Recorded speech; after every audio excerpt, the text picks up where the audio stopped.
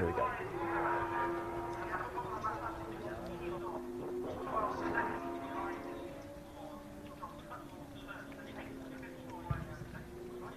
Yeah, hello everybody, welcome back to Summerfest 2023 here at a glorious Alton Park. Now I've really come to meet the star of the show. Here she is. I'm joking. It's Helen Stanley. Of course you may recognise her from the telly box. Helen, what a treat it is to have you here, and this is your car, isn't it? This is my car. This is my first time at Summerfest and it's amazing. The sun's come out for us. Yeah, this is my Z3.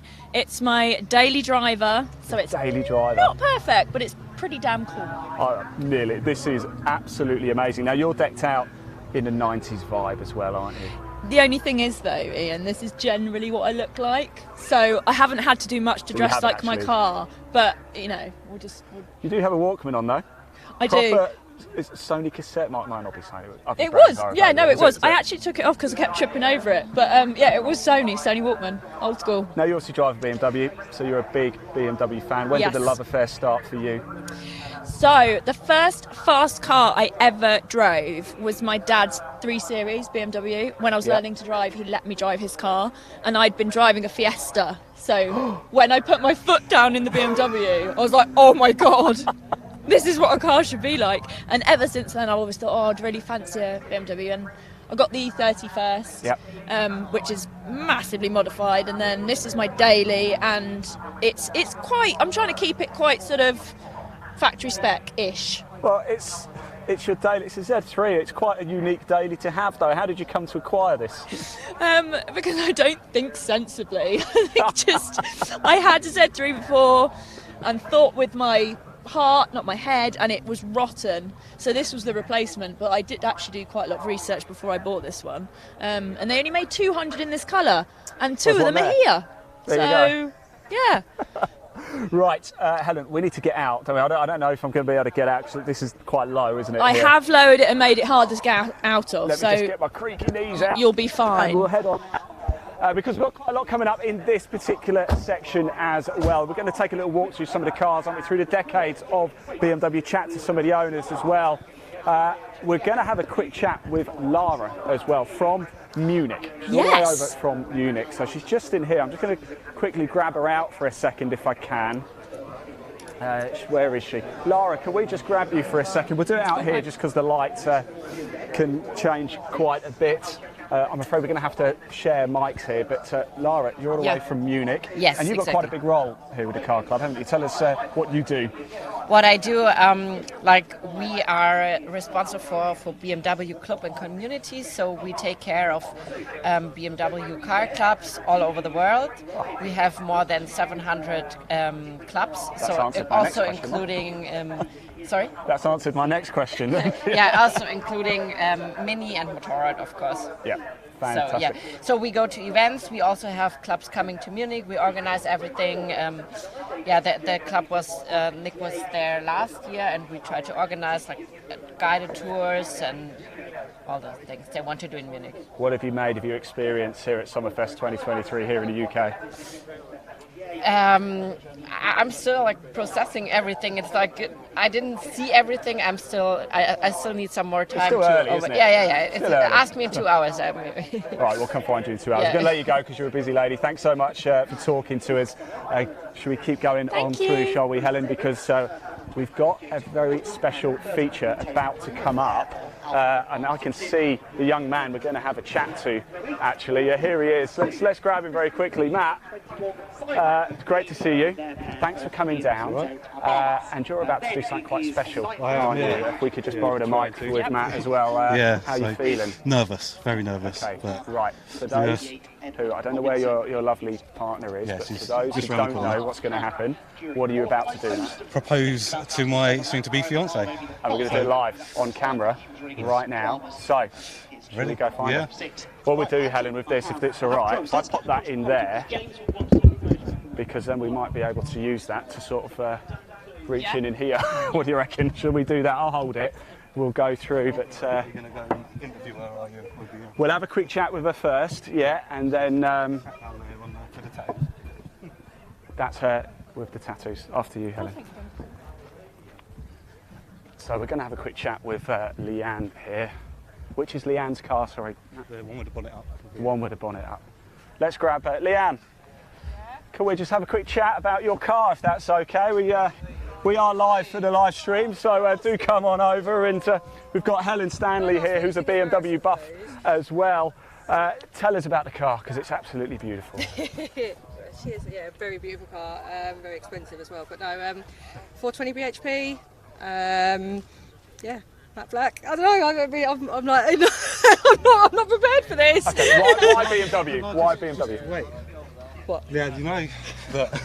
Oh, well, what are you doing? I've not been get together that long, but we are soulmates, and you know that I want to spend the rest of my life with you. So.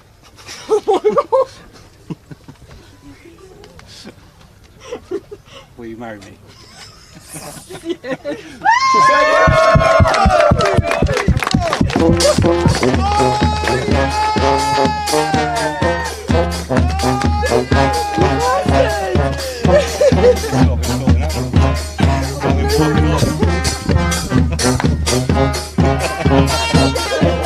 Oh man, that worked, didn't it? That worked. Yeah, it did, didn't it? Shaky. I can't believe you done that. Yeah, very happy. Thank you. The car was moving. We did want to know about the car. Yeah, no, thank you.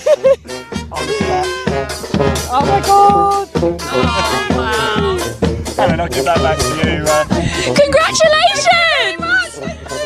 This is the first time I'm meeting both of you, and this is a momentous thing that's happening. So you're right. I'm just a little bit shocked at the moment. I wasn't expecting this at all. I never do anything like this really, do I? So it's just, yeah. So quiet. Oh my God, I'm like over the moon though. So happy. Like, Congratulations, and I mean, what better setting? absolutely. He knew that this would. I would have loved this. So yeah.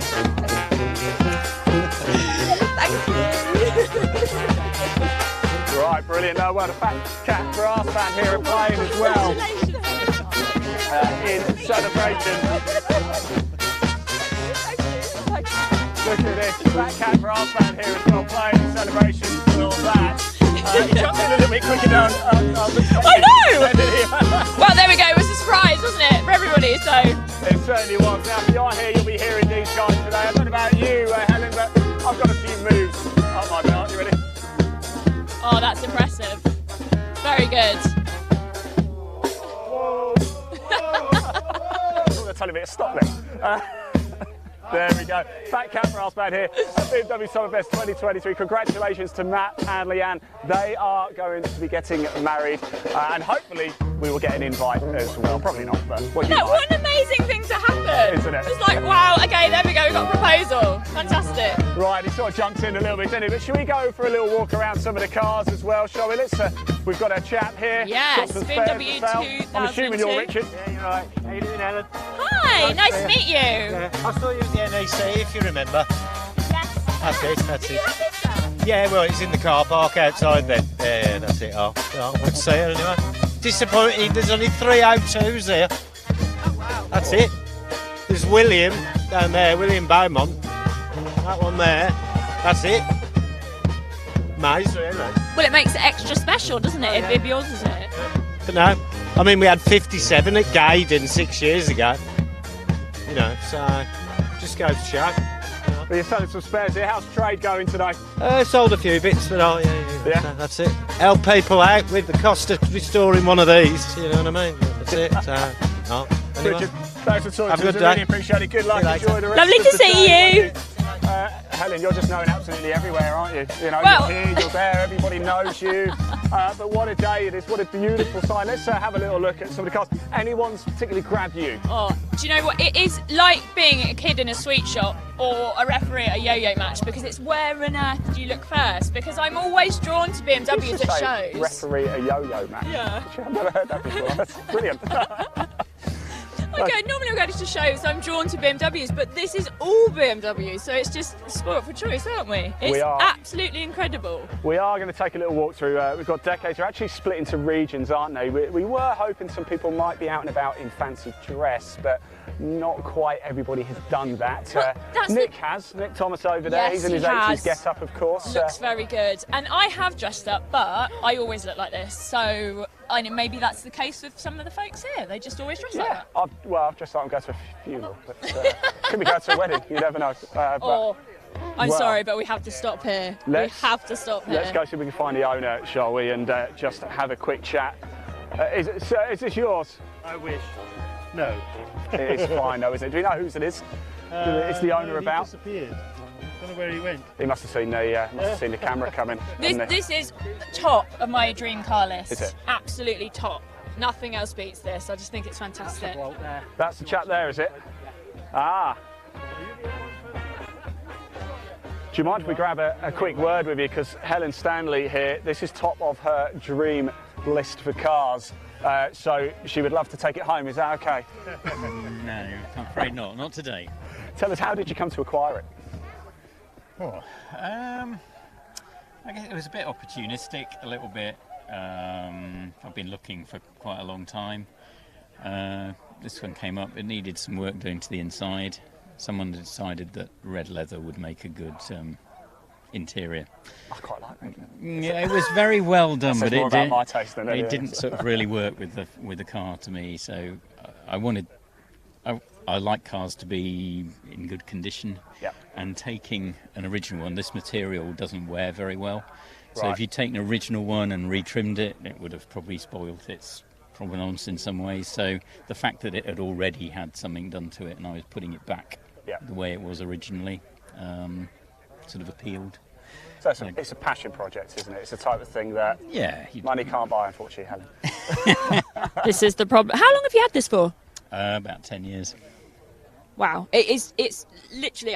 We were just saying, where on earth do you look first? Because there's so many beautiful cars here, and I said there. We have to stop there because this is at the top of my dream car list. And what's it like to drive? It's relatively easy once you're moving. If you're not moving, it's no power steering. It's very heavy and visibility is not great, so it's not fantastic to sort of judge where you are. But once you're moving, it's very easy to drive. It's not difficult at all. It's not like a Lamborghini Countach where you need to be, have muscles like He-Man. It's really light, easy to drive, fairly comfortable. It's not. I've driven it to Munich, in a 2-day trip to Munich. That's fantastic, because it's one thing having these incredible cars, but it's another thing when you actually use them and enjoy them and take them to where they should be. So, I mean, you're winning at life with this, really.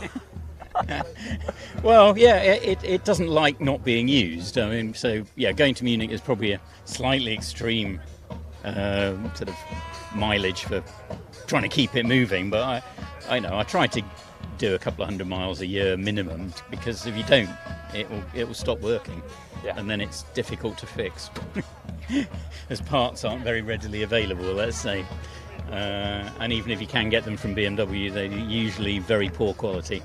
So I'll say that on the record. Well, BMW parts quality at the moment sucks. Oh, dear. Well, if you're watching BMW, sort it out. Right, well, thank you so much. We really appreciate your time. Thank you. Absolute pleasure. Thanks for bringing it down as well. It's absolutely made Helen's day, I can honestly. see. I will do. I will come back and I will sit in this. You probably won't get me out. Thank you so much. There you go. What do you think about that, Ian? Well, I just can't get over my head that he's like, well, it's not like driving a Lamborghini Countach, like we all do it every day. The old Countach we've got parked in the back. All I do know is that my Citroen C1 has better power steering than that. There you go. Only just. I tell you who's right though. My E30 doesn't have power steering, and it's been widened. So trying to get, once it's going, it's brilliant fun. But actually trying to just move it off that first bit is a bit of a challenge. But that makes us proper drivers, isn't it? When we 100%. we love doing that kind of thing. 100%. It's hard work.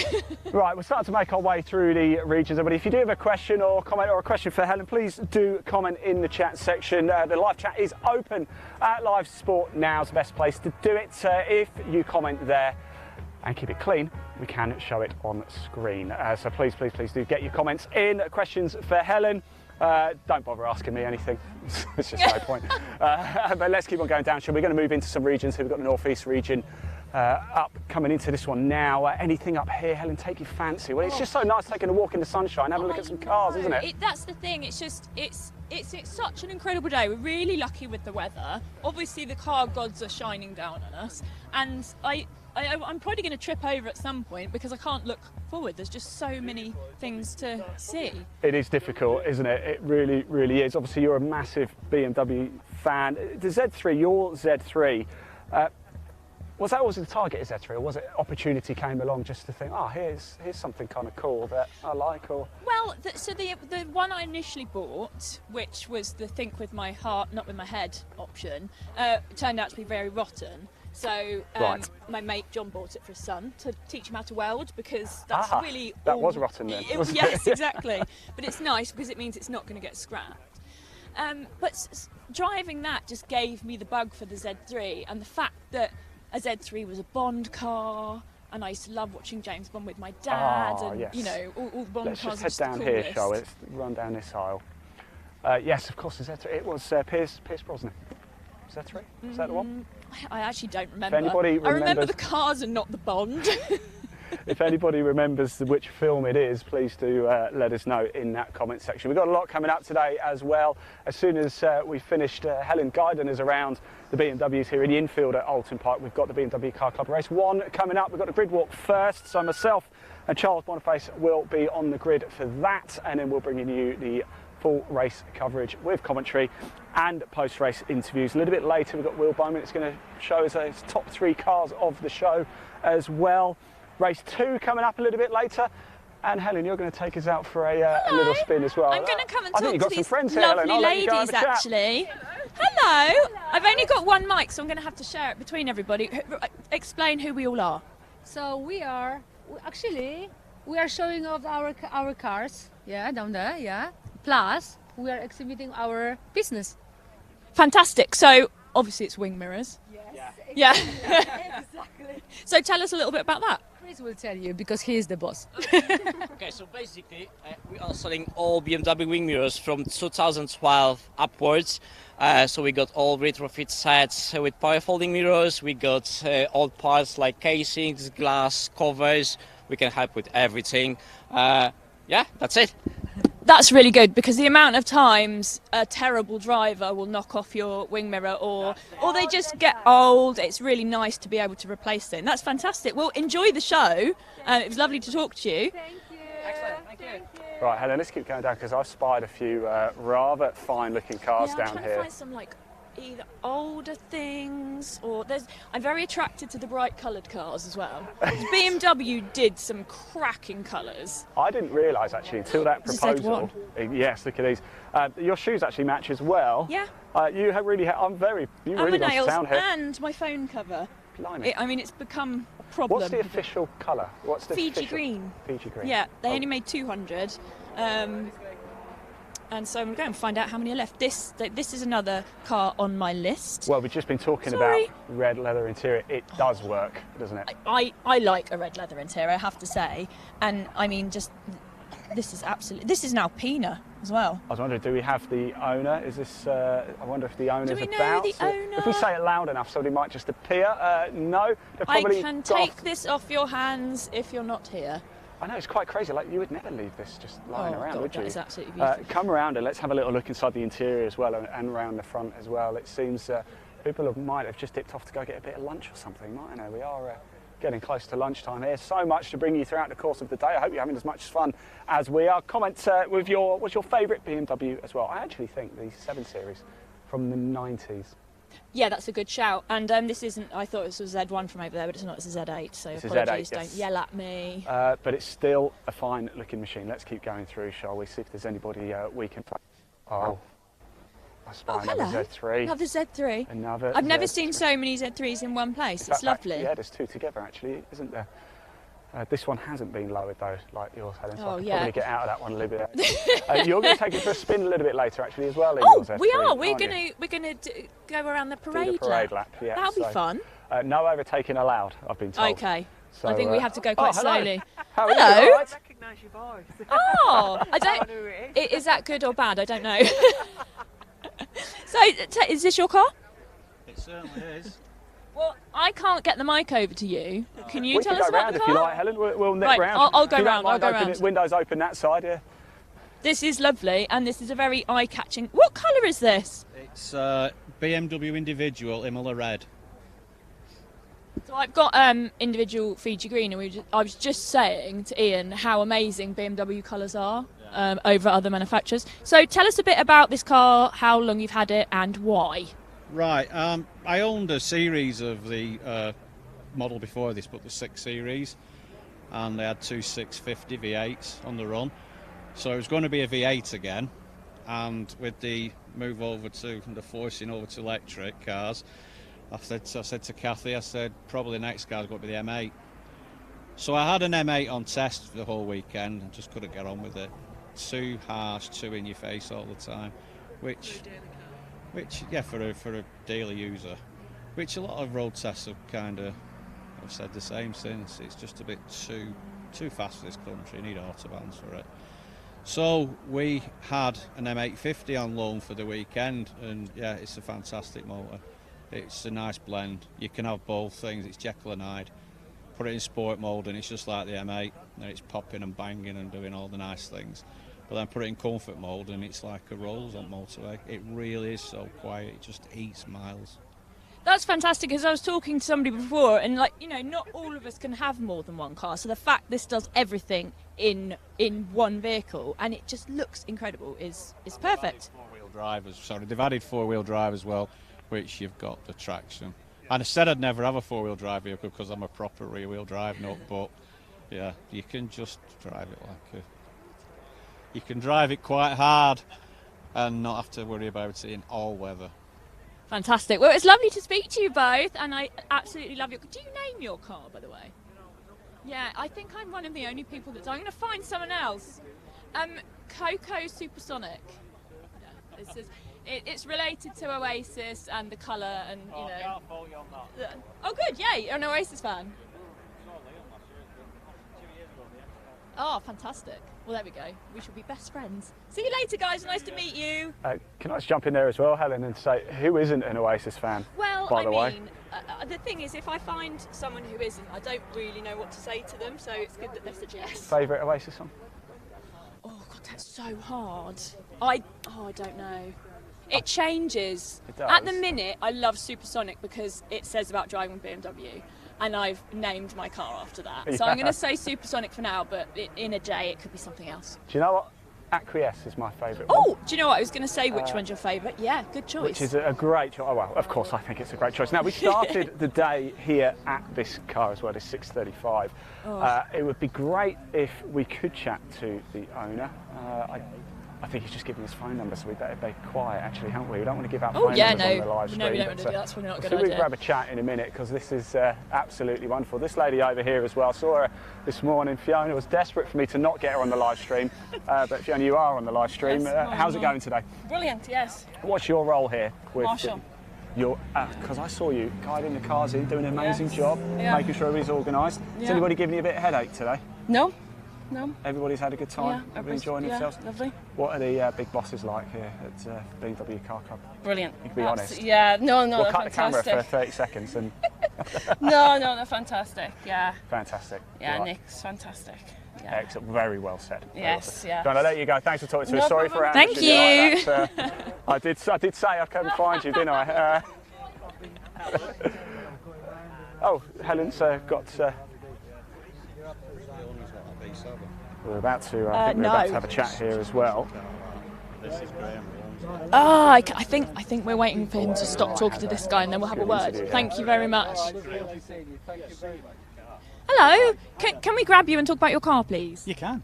Right. Sorry, we've got to share a mic. So, tell us about it. Tell us. I mean, it's silly, but why you have it, how long you've had it, all the good stuff, if you can. Good stuff, yeah. Well, it's a 1986 BMW V7 Turbo, E28. It's one of 278 cars built. It's a late build, number 268. Should we just actually go over to it, because otherwise it's going to be confusing. That was my fault, sorry.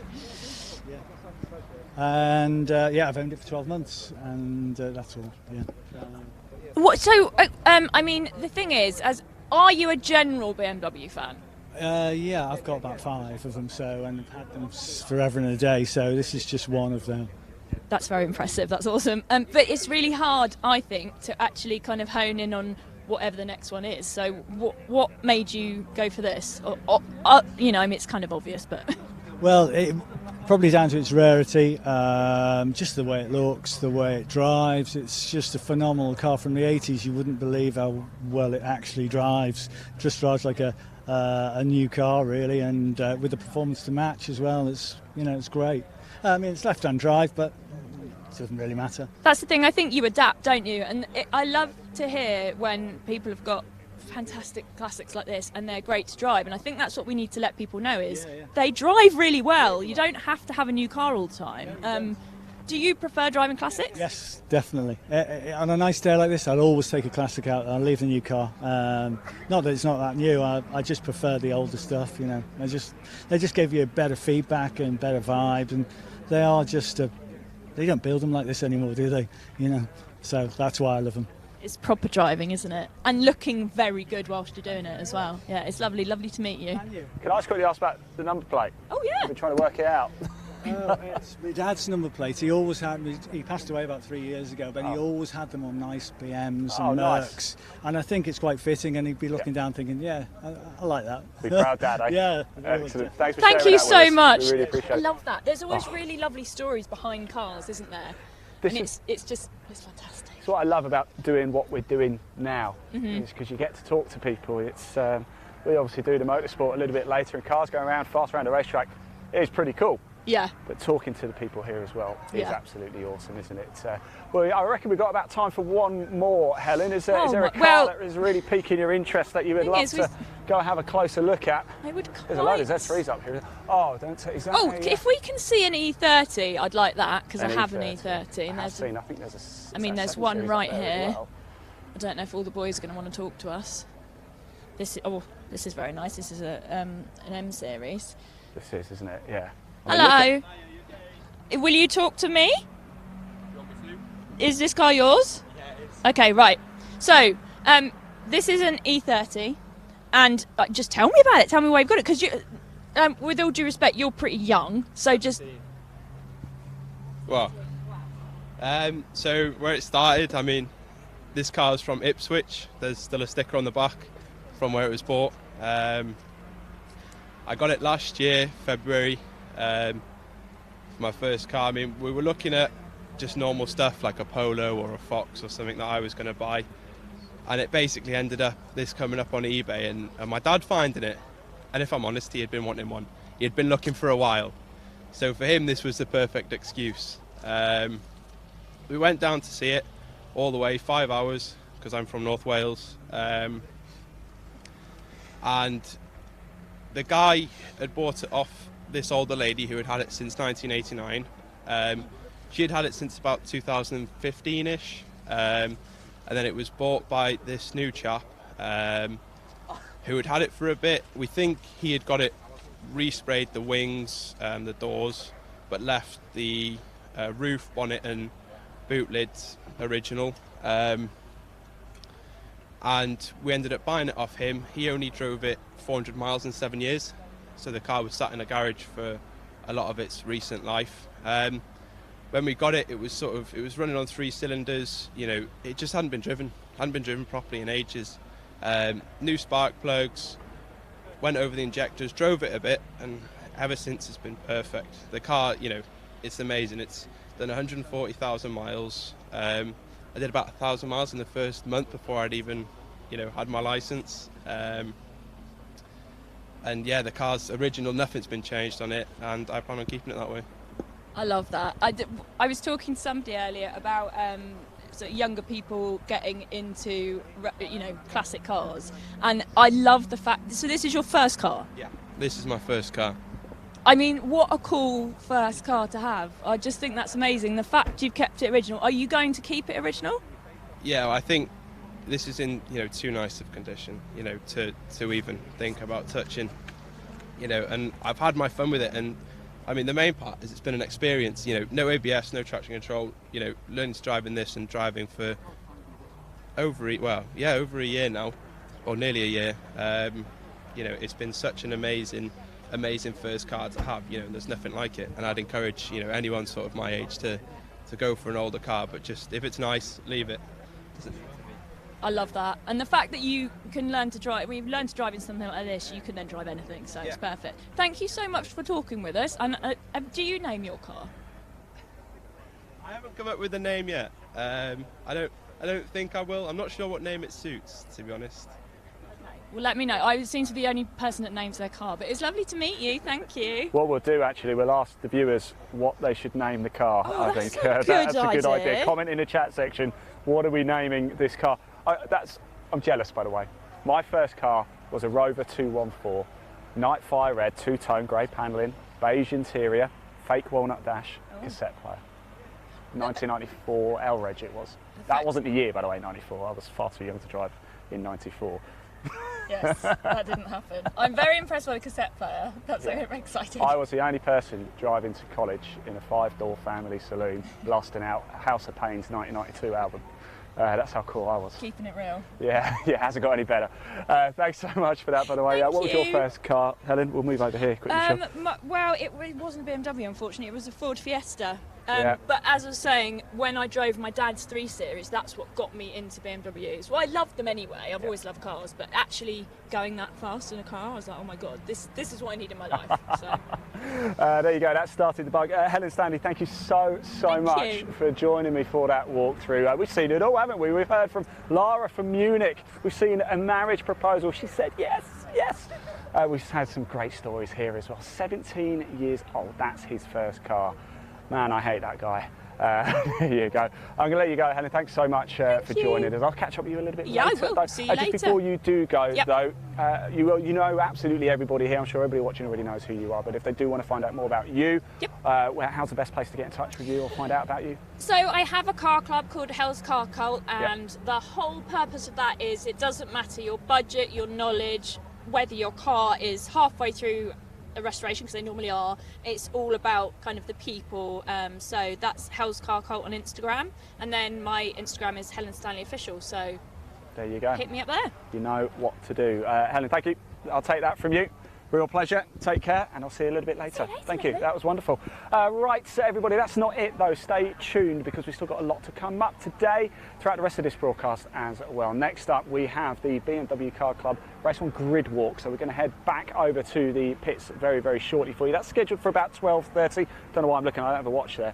But I know it's about 12:05 or so now. So we're going to get back. We're going to pick up Charles Boniface. We're going to do that grid walk and then bring you Race 1 live with commentary from the top of the podium. It's the best view that we're going to be able to give you of the on-track action with myself and Charles running commentary straight after, be able to hear from the drivers. Let's just pop that agenda on screen for you as well so you can see what's coming up later this afternoon at 2 o'clock. Well, it's going to be about 2:15. We're going to be joined by Will Beaumont. He's picked his top 3 cars, so the 3 cars of the show here for BMW Summerfest 2023. He's going to take us around there. We're going to chat to Yo, and it's just like we've done here with Helen and find out those. Oh, Charles is here as well. I wonder if we can grab him quickly, actually. Charles, we're just running through what's coming up actually for the rest of the day. You missed a great feature there with Helen, by the way. Yeah, we had a really good time chatting about a load of the cars. That young man over there, he's 17 years old. That's his first car. Oh, wow. It's not fair, is it? Just not fair. Very shortly, we're going to get ourselves back actually over to the pit lane, aren't we? Yeah. We've got the grid walk coming up for race 1 of the BMW Car Club. Yeah. Race 2 a little bit later. In between that, of course, we've got Will Beaumont coming up for the car of the show. We did the proposal, by the way, and she said yes. Oh, fantastic. So, congratulations to the... congratulations to Matt, to them both. And Leanne. Fantastic stuff. We'll cut that and make sure we post that out across social media. Don't forget, live chat is open at Live Sport now.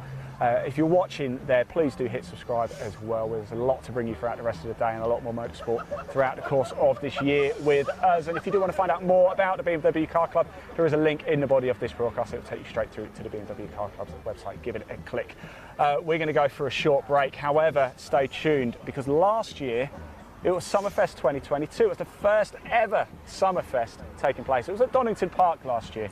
And we had the parade laps going out. A certain Colin Turkinson was out and about. I did manage to catch up with him a couple of times, and he was desperate to get overtaken. Can't do that though. Parade laps a little bit later today. They're about 5:15 or so. I'm going to go out with Helen Stanley. She's going to take me out in a Z3 for that one a little bit later. I'm sure we can get you out in a car. Yeah, I'm and up I think for we'll that. get Leon out in a car, our cameraman as well. Big thank you to Leon holding the camera, by the way. Doesn't get enough credit. It's quite hot here today, so we're getting back, getting a nice glass of water. So here is the parade laps from 2022. This is last year's action, and then as soon as we come back, at about past, we'll be on track for race 1 of the BMW Car Club. Don't go far. See you soon.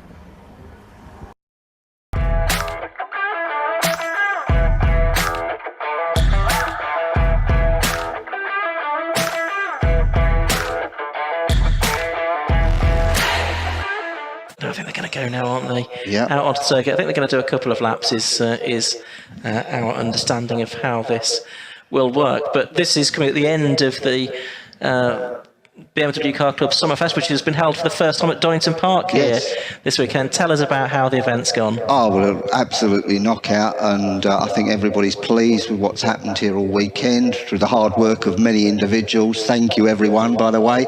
And a huge success, with the car displays, the trade, the action on the track all weekend, the concourse. It's been an absolute wonderful weekend, keeping everybody busy, occupied and happy, hopefully. You told me you won some prizes at the concourse yesterday, is that right? Yeah, I'm not usually into that because I use my car, it's not a trailer queen, and so I thought, well, damn it, I'm going to enter it, and I won 2 prizes. I was absolutely mesmerised and shocked and chuffed to bits, obviously.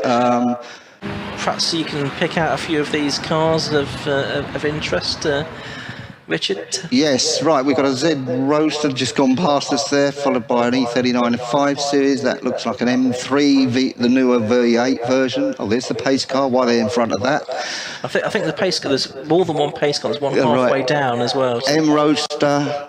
They're just gone past. Nice, same engine that was in the M3 E46, 343 brake horsepower, straight 6, probably manual gearbox in that one. Now we've got the new M3 there in that day glow green, and it followed by an M5 E39 X5M by the look of it, an M3 again, the newer F models. It goes so fast I can't get it all. M Roadster again, there's an M5 E39, one of my favourites, and another M3F something.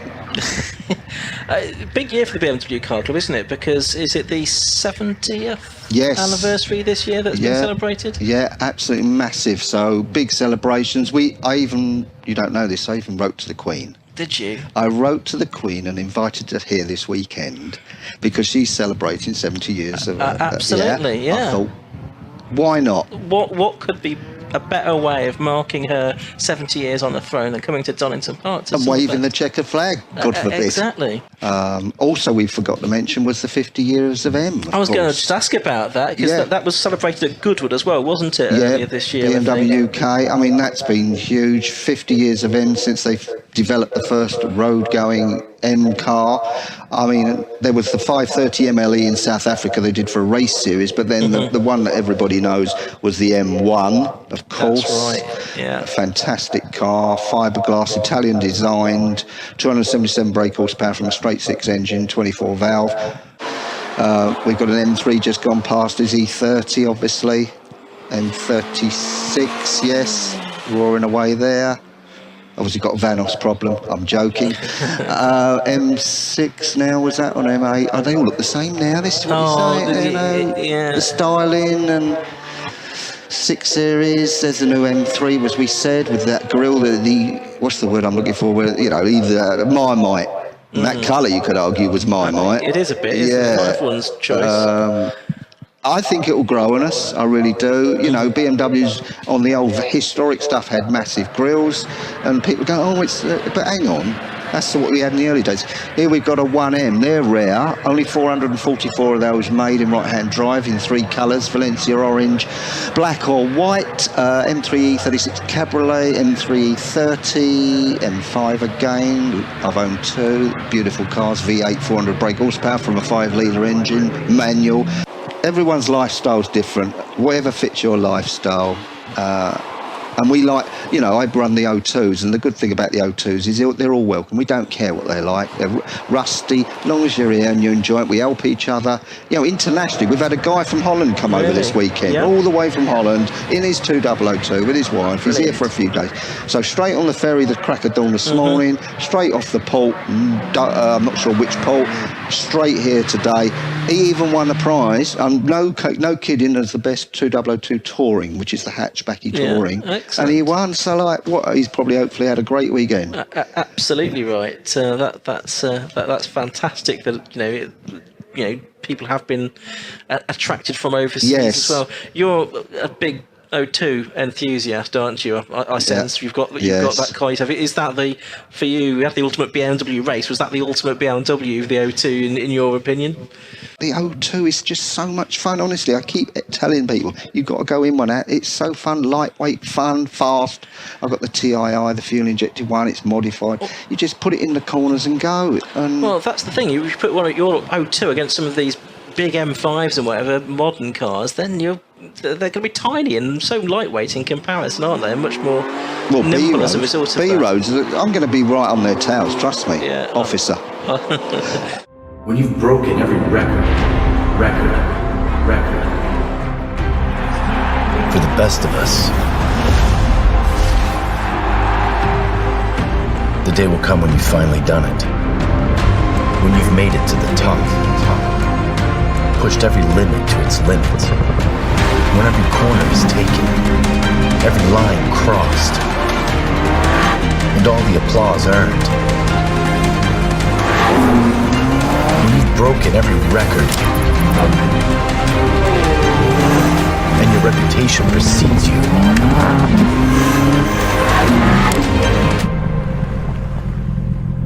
What's your next move now that you've proven everything to everyone?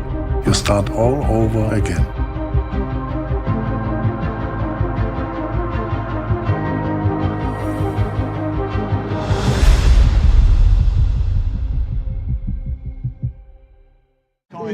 It's good to see you again. You're out a little bit later for the anniversary laps. Are you looking forward to that? I am, unfortunately not racing. No. Not in the race, but yeah, it's always good to be on track, especially in a BMW. So driving the CSL, so it'll be a nice experience. That's it, right? Okay, he's moving on to collect the next group of cars, and the 750 Motor Club race rescue vehicle is going to bring up the tail of the train just in case anything goes very badly wrong on this parade. And there, the next group. So what have we got here? Well, the second one, because the sun's shining, is obviously a very rare. I've seen 3 here this weekend. Z1, all fiberglass body panels. 2.5 straight 6 that was in the 330 at the time, made in 1990 for a couple of years, all with the doors that drop down into the sill. Were banned in America, weren't allowed to. Yeah, apparently there's 2 being imported, so I've been told, and if the drivers are ever caught driving them with the doors down, they'd take the cars away. Really? Yeah, which defeats the object of the car. Sort of quite a track day scene within the car club as well? That's what they were made, the E30 M3s, that's what they were built for, to get into the DTM in America, in Germany. And so they had to build so many road going models. First model had 195 brake horsepower, all left-hand drive, and obviously they had to sell a load of road versions to qualify for DTM. Then they bought out the second version, which was the Evo 1, then an Evo 2, and with each reiteration they had a little bit more power, slightly different spoilers, that sort of thing, different wheels, bigger brakes. A final one, of course, being the Evo Sport, very rare and now worth obscene money, with bucket seats and red seat belts, make it go faster, obviously. But no, that one had about 245 brake horsepower in the end. And it was all about the balance, the lightweight, the balance of the M3 E30, which of course all new cars and just heavy as hell, and driver aids and computers that just take over. Oh look, we got a 700, 1960s 700, Dave Evans' 700, air-cooled 2-stroke car. Hans Stuck used to race a coupe version of those, very very collectible again. I think they developed 25 brake horsepower. It sounds ridiculous, doesn't it, these days? But so we're watching this parade, and yes, that sun is a problem now. It is glinting off the circuit, but we can't complain about the weather we've had for this Summerfest, can we? It's been absolutely ideal for that, I should think. And for everyone that's enjoyed their day out on the infield here at Donington. There's an M5 E28, I think. Another rare beast if that was one, but 187 right-hand drive cars were made of those. Very rare, all manual. E39, is that? Yeah, E39. Can't see what model it is from the front. I8, 1.5 hybrid, I believe they are. Yeah, I was following one in my old M5. It floored it and left me standing in my M5. It's not all about that, though, is it? It's not. It's not. So I think the car's making their way around the sort of second lap of Donington. I think they'll leave the circuit at Redgate at the end of this lap. And I think you were saying, you know, it's been something that you and others have been working on for months to build up to this. There's a lot to think about. A lot of planning goes on. People don't see behind the scenes. Almost weekly calls, daily emails, sometimes too many. You know who you are. And no, seriously, well done, guys. And E28 there, M535, good friend of mine. That's a beautiful car. Good to see it out again. Another E28 in the white there. Yeah, I mean, the club, look, it's here to help people and share a common passion. And look at Dave following up the... I love the hat, Dave. Very, very appropriate. There he goes. Yeah. Put. Yeah. Beautiful, beautiful. Yeah. No, it's so lovely to see that representing an earlier era of motoring. As you can see, someone's got the GoPro up on that, so that's hopefully got some. You need a pipe, Dave. Yeah, he needs a pipe, doesn't he? Yeah, that would just finish off the look, really, wouldn't it? Even if it was a liquish one, it wouldn't, you know.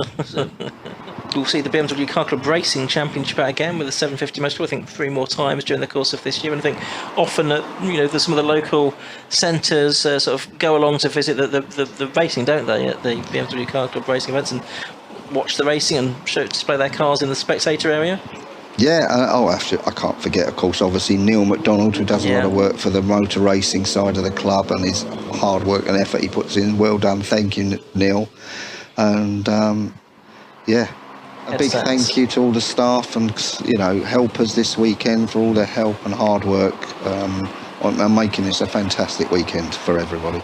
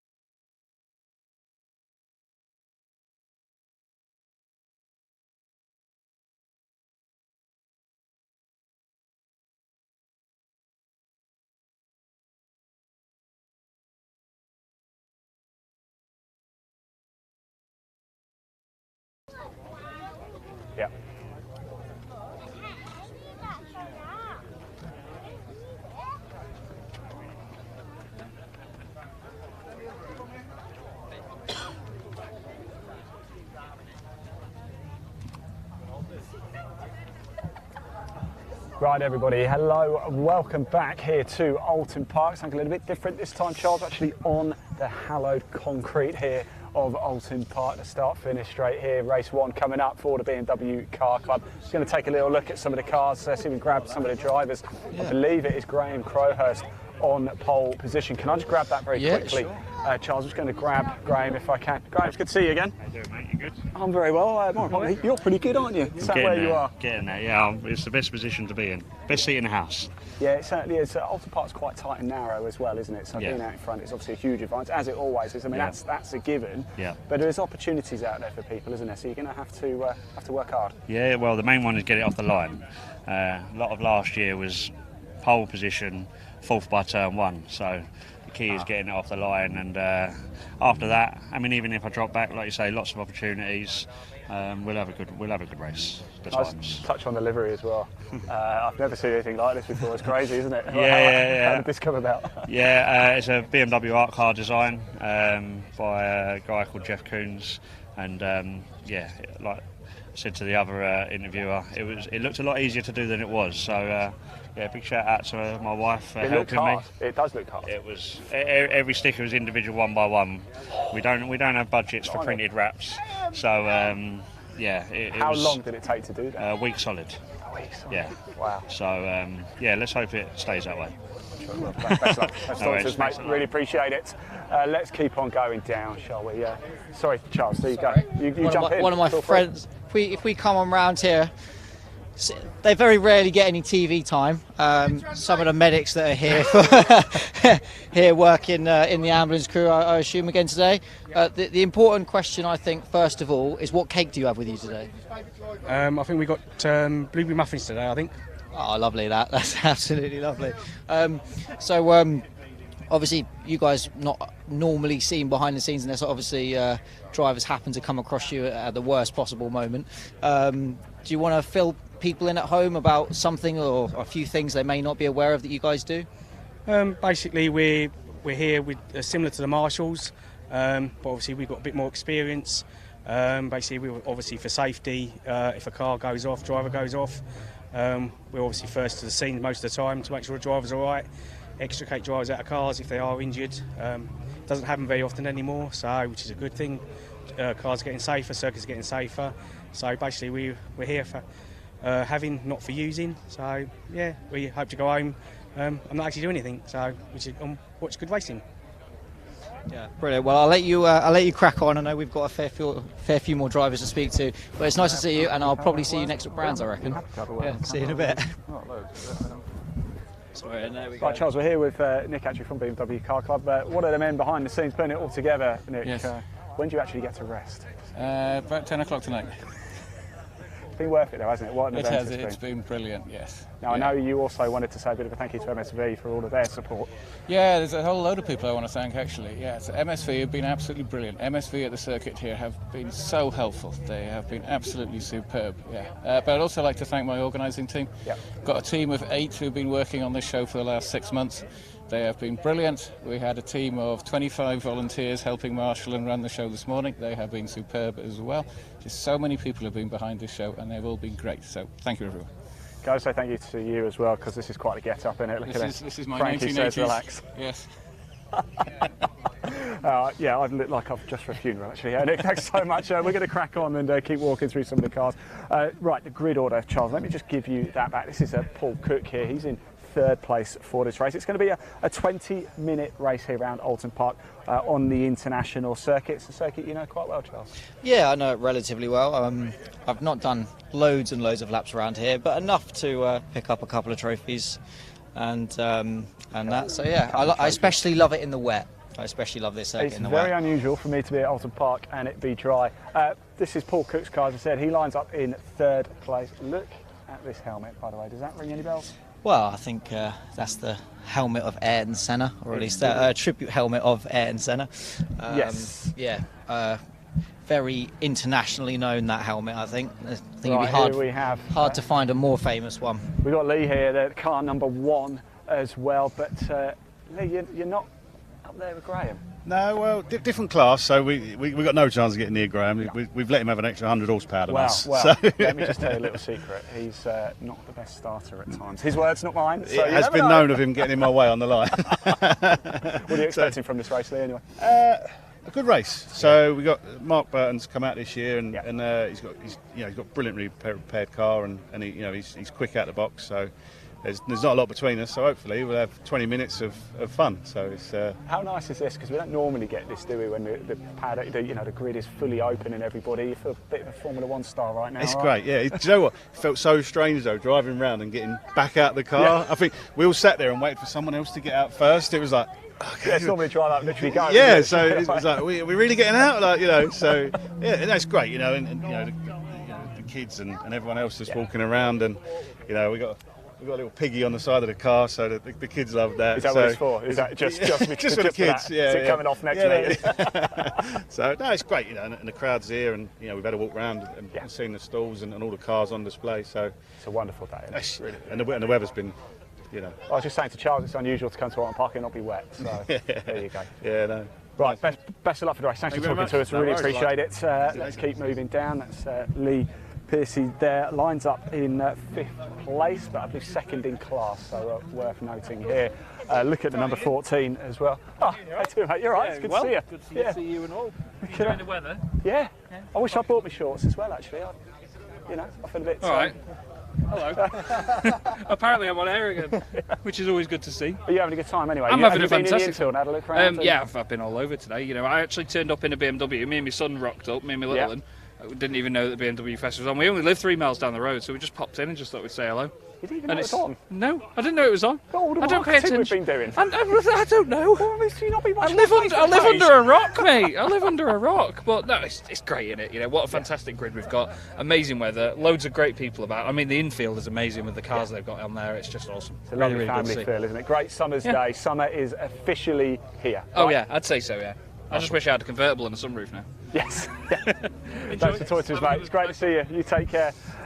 Here's James Everard's car. I don't know if he's around, is he? Let's just keep moving down a little bit further, shall we? Love the livery on that number 14, though. Yes. And obviously the number as well. No, yeah, that's your number, isn't it? Number 14. Is, yeah. Let's keep moving our way down, shall I? Just run you through the grid order. As I said, Graham has just heard from him. He's on pole position. Niall Bradley is in 2nd. Paul Cook in 3rd with that centre helmet. Mark Burton in 4th. Lee Piercy in 5th. David Jefferson in 6th. James Everard in that number 14. He lines up in 7th place. Then Thomas Singleton is 9th. Stephen Schwickhart, I hope I said that right. Is this Stephen? I've never met Stephen, so I don't know. So I'm just gonna ask Stephen. Yes. Stephen, right. Hello. Hello, mate. Good to meet you. All right. I don't know how to say his surname though. Schweikart. Schweikart. Where's that come from? That's so cool. It's German. It is. Yeah. Well, you should definitely be driving one of these. What have you made of the day so far? Really enjoyed it. Really fantastic day. The amount of people and all the things going on. It's great. Yeah, really enjoying it. So. And qualifying, you happy with your section? Yeah, it got cut short because the engine blew on the grid, so hopefully we'll be a bit quicker. It's going to get quicker through the day, we are, all of us. You think there's a bit more? Yes. Yeah, I mean, conditions are perfect, aren't they? If anything, a little bit too warm. But no concerns about tyres or anything? No, not yet. No, not yet. We'll find out towards the end of the race. Yeah, that's right, yeah. But no, I'm looking forward to it, really am. Yeah. Excellent. Thanks for talking to us. Thank you. Best of luck, mate. Best of luck. Thank you, mate. Let's keep on going down, shall we? What a beautiful day it is. So we are running a little bit ahead of schedule, actually. If you're wondering, we were due to be back on air for this at 12:30. But as we always know, Charles, when you have a race meet, it's not just the BMW Car Club race in here. There's all sorts of races going on as well. We're obviously just focusing on the BMW Car Club, as you would expect. But there are other races going on as well. And there's always the danger of red flags and things like that can actually really crush up the timetable, can't it? So if they get a chance to run ahead, they will. Yeah, exactly. They always try and run ahead. Normally no more than 20 minutes, half an hour, because otherwise it puts all of the timings out, and obviously drivers are sort of too unaware and all of that sort of stuff for teams and stuff. But if they can try and make a nice 10-20 minute buffer, like you say, if there's a red flag, longer race due to safety car or anything like that, just means that they can then not have to catch up on time. They're already then back to sort of running where they need to be, so they can finish. Because most tracks have a curfew, so you can't run past a certain point, mostly due to noise. But as they do here as well, Alton Park, no running on a Sundays, hence the reason why everything happens on a Saturday. Let's keep going down a little bit further. This is David Morris just off to our left here. Let's keep moving our way through, shall we? Let's see if there's anybody else to talk to. It'd be quite cool to chat to Sean Foley in the number 71. I wonder, is that Sean? Told me I would have worn my skirt. You don't want to say it? No. Play safe. Let's get your Kumo top to approve it. There we go. Let's just jump in here. No skirt then, Sean. No. I'm giving it one. We love delivery, by the way. What's this machine like to drive around here? It's interesting. Like I say, I started out in 318s, then moved into a 328, and then I've had this for just over a year. And it's been a learning curve, let me tell you. Is that a polite way of saying it's been difficult at times? It is, getting used to the grip and everything. I'm still not there with it, but hoping I can get out a few times this year and improve on my times. But is that what today's about then, really? No, I'll still give it a go. That's me. As soon as those lights go out. That's my problem. Is I'll give it a go, and then all of a sudden it goes wrong horribly, and then it costs money. But like I say, it's a great little car. Jason Hollyhead built it for me and everything like that, and it's a really light car, but it's a complete different mix from a 328. It's like say it's a completely different animal. That's we only got 4 laps at qualifying, and that's why I've ended up so far down the field, like I say, because I'm still getting used to the grip and everything. It's a question for you, Sean. Will it only ever be BMWs for you then?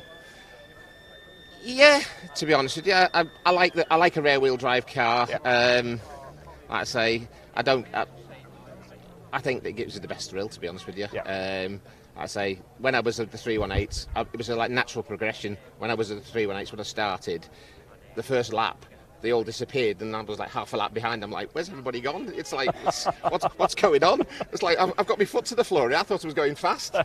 And like I say, but then I got to that level that I was winning races in the 318s, so I went to a 328.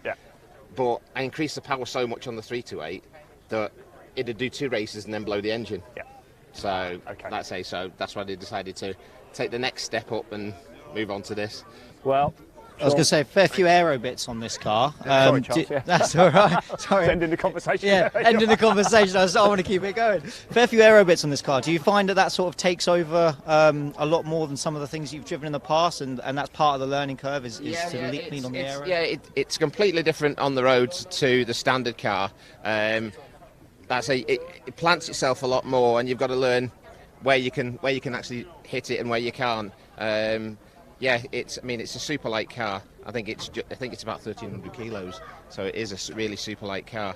But it's the aeros really do help. The only problem is you got narrow spaces, and it doesn't help with all the aero because, like I say, bits come flying off every now and again. Yeah, and then it changes the car again for you. That's it. Yeah. Well, the unfortunate thing is the body kit on it is a Flossmann kit, and they only make them in Germany. So then, any bits go off, I've then got to go import them from Germany. Oh, wonderful. So I'll tell you that takes a little while. Yeah, well, like a rear bumper's like £2,500 if I do any damage to it. So try and keep it away from people. And the worst thing is on this one, I'm by the wall, so I won't be pushing it too much down to the first corner, because as you can see, there's quite a lot. And there's, like I say, there's a few faster cars behind as well, so they'll be coming through. But it's not won on the first lap, so we'll see how we get on. Exactly, you can only lose it on the first lap, not win it. So keep your nose clean, like you said, and you've got a nice long race ahead of you to then make up all those bits, and hopefully a nice clean race for you. Thank you very much. Best of luck. We better go now. Anyway, you guys got to go racing. It is time for us to get off the grid as well. Just a quick reminder: Graham Crowhouse, your man, on pole position. Niall Bradley's in second place. Paul Cook in third. Mike Burton is fourth. Then it's Lee Pearcey, Jefferson, Everard, Singleton, Colmer. Schweikart, did I say that right? He did say, didn't he? But it's difficult. We've got Blakely, Laramie, we've got Sean Jackson, Morris, Macmillan, Thomas Foley, which I spoke into Sean Foley there, Pywell, Lake. There's 2 Pywells actually. We've got Stuart Pywell, he's in 18th, and Andrew Piles in 20th. Then Philip White, Paul Neville, and Nicholas Krakovic. That is your lineup for race 1 for the BMW Car Club. We're going to make our way up to position to bring you this race. Charles and I are going to run commentary for it. We're going to give you the best possible view that we can. So we're going to make our way up there. Whilst we do that a little bit earlier on today, actually, Charles, first broadcast, we had a little demonstration, didn't we, from Car Gods, and we found out about a really interesting event that happens with cars for under £1,000. So let's go back to that, shall we, and hear from Car Gods and the chaps from the race to go. Well, it was where was the race to? It wasn't. It was to Gibraltar, Ian. Did we do an in-car camera? Matt, here he is, Matt from Car Gods. First of all, give us a bit of, tell us a little bit more about Car Gods. So Car Gods, they are off the back of Tetrasil, so they're a quality detailing brand, and they just do a range of detailing products. Yeah, fantastic. So tell us what you're going to do. So I've done a fully safe wash on this BMW, and I'm going to go ahead and apply our holy water. So this will give you 12 months protection. Incredible beading. Not only that, it's going to add incredible gloss to your vehicle as well. So we just want a soft microfiber towel, fold it up into 4. The reason we do this is so we can utilise the whole towel. Yeah. And then we're going to grab our holy water, give it a nice little shake. All you need is 3 squirts per panel of this as well. And then we're just going to move in straight lines, coating the whole panel. And then we want to flip our towel over and just buff off any residue. And then what you'll find is your cloth will start to be a bit sticky underneath your hand, but then it will go incredibly smooth, and that is the protection of holy water. There you go, simple as that. Can I just run my finger across it? Oh my, I'll tell you something. Incredible. I almost fell over, it was so slippery. Matt, thanks so much. You're going to be a busy man this weekend. Always, we are, yeah. Fantastic. Thank you very much, guys. Excellent. Thanks for the demonstration there. Hello. Tell us more. Yeah, this is Donna. Donna. And she's our mascot for the Veterans Banger Rally. It's basically a run from the UK to Gibraltar in cars worth less than £1,000. And especially in this instance, as you can see, she identifies as a BMW. Well, that's okay then. Yeah, That's it's okay. brilliant. Basically, it's an annual run that we do. Yeah. UK to Gibraltar, up and over the Pyrenees. 6 days going down there. In a car, and it's got it's got to be worth less than £1,000. And who values the car? I do. You I'm value the event organiser. Okay. Yeah, so what I say goes. If people turn up in something like the parts up round here today, then I know that they haven't got that for £1,000. If they turn up with something like the silver one back there, I know that that's been in a few rallies, and I know that this one, I know for a fact this one only cost £800 because it's mine. Yeah. So this is my everyday drive. So up and over the Pyrenees, down the other side, party nights in Benidorm, get to Gibraltar, a couple of days to relax in Gibraltar, and then drive back. And it's all for charity? It's all for charity, yeah. It's all for Blind Veterans UK. At least, as long as there's at least one veteran or serving member in each vehicle, then anyone else can join them in that team. So it's all ex-forces. And it's September. Yeah, to October? September 24th to October the 1st. And if somebody wants to find out more, because this is brilliant. Yeah, it's veteransbangerrally.co.uk. That's simple. Simple as that.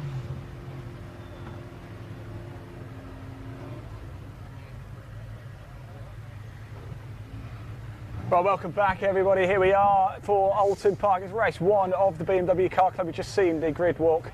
We've just been having a good old time down there, haven't we, Charles? But you've just seen the demonstration with Car Gods, and of course that incredible race for under £1,000 cars. How cool is that, Charles? Yeah, very cool. Sounds like a nice, relaxed sort of long drive rally, and not so sure relaxed in an under £1,000 car is the word I'd use. But yes, I imagine if you can get it into good nick, then no problems at all. So here we are for your BMW Car Club. Race 1 about to get underway. On pole position, it's number 15, Graham Crowhurst. Alongside him is Niall Bradley, the number 47. Paul Cook, number 26, lines up in 3rd place. Mark Burton is in 4th, the number 29. In 5th place is Lee Piercy. We had a little chat with him as well, didn't we? In 6th place is David Jefferson. In 7th, James Everard. In 8th, Thomas Singleton. 9th is Mark Colmer. 10th is Stephen Schweikart. 11th is Chris Blakely, I hope I've said that right. 12th is Paul Laramie. 13th, Sean Jackson. 14th, David Morrison. 15th is Carl McMillan. 16th is Gareth Thomas. 17th, Sean Foley. 18th, Stuart Pywell. 19th is William Lake. 20th is Andrew Pywell. 21st, Philip White. Paul Neville's 22nd, and Nicholas Vitkovic is 23rd. So 23 runners and riders for this BMW Car Club Race 1. Going to give you the best possible view that we can. We would like to, of course, bring you more cameras but quite frankly it costs an absolute fortune to do that, and signal around Alton Park is a problem. But there we go. So we're going to give you the best action here. Right here you're going to see the checkered flag as it falls, and don't disappear, because at the end we're going to get ourselves down to Parc Fermé for a live immediate driver reaction. Get yourselves commenting in that live chat. Who do you think is going to get the job done? Bradley, Crowhurst, is it going to be somebody else? Who's your money on Charles Boniface? Oh, I don't know. That's a tricky one, to be fair. I'll tell you what, we'll go with the pole sitter. I'll go with Crowhurst. I think he's going to get a good start. He did say to us, didn't he, if you missed it during our grid walk, we caught up with him.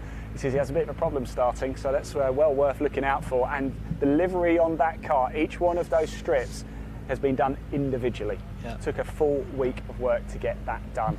It would be a terrible shame if it took a bit of damage, wouldn't it? It was a shame for anybody. We don't want to see that at all. In fact, we had a bit of behind the scenes a little bit earlier. We were sat in the driver's briefing whilst it was going on, and I know it's important to do, but they don't have to make some obvious statements, don't they? Yeah, you know, obviously don't hit each other. It's like, well, yes. You know, I don't think anybody means to go out and to cause an accident or bump into anybody, but yes, it's going to be a thrilling afternoon's race. This is the first of two races. The second race coming up at about 4 o'clock this afternoon. During the gap between there and then, though, we're going to be with Will Beaumont. He's going to take us round back into the infield, and we're going to show the top 3 cars as voted by him here at Summerfest 2023. What a day we have had so far. I've been joined by the wonderfully talented and superb race driver Charles Boniface is with me now. Joined me for the first broadcast of the day. At the top of this one we had the delightful Helen Stanley, who you might recognise her from telly box. Everybody else did as we were walking around, you know.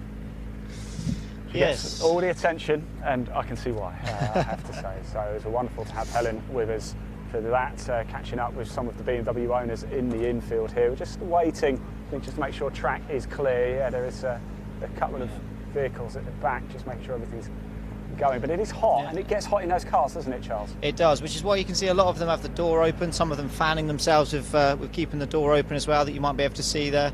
You know, beautiful sunny day here at Alton Park, which, as you've referred to a few times here, and it's very rare that we get that. But yeah, very old school circuit round here, very fast, very flowing, lots of undulation as well for the drivers to compete with. Nice narrow walls in certain places, and yeah, it's a very fun circuit, this. If you're into track days or anything else like that, I would highly recommend you come up here and give it a go, or down, depending on where you live. Yes, we are. We're close to North Wales, actually, so it's a bit of a trek if you're from the south, like we are. you and me. Yeah, we came up yesterday, didn't we? Made the trip up, but it's been a wonderful trip. In fact, this is my 3rd trip to Alton Park in about 4 weeks. I was here last weekend as well with the British Endurance Championship, but it's a favourite place of mine, I have to say. I just wish it wasn't so far away, but cars just waiting. Now, we are running a little bit ahead of schedule as well. This was due to be lights out at 1 o'clock, so it looks like we are going to be 5 or so minutes ahead of schedule. As we touched on when they're on the grid, they always try and get themselves ahead of schedule. Yeah, and it just gives the it seems like the marshals are still getting themselves in place right over the far end.